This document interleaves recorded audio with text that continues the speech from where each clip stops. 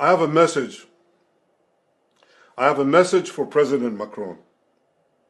Today, Israel is defending itself on 7 fronts against the enemies of civilization. We're fighting in Gaza against Hamas, those savages who murdered, raped, beheaded, and burned our people on October 7th.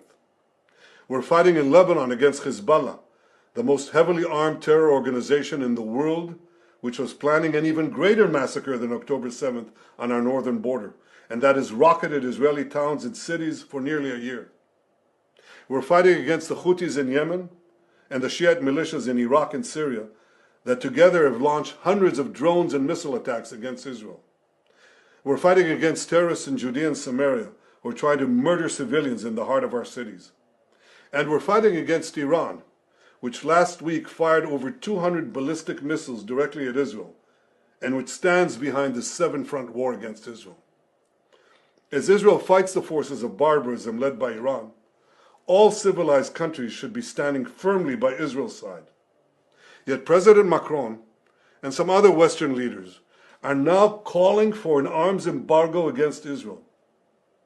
Shame on them. Is Iran imposing an arms embargo on Hezbollah, on the Houthis, on Hamas, and on its other proxies? Of course not.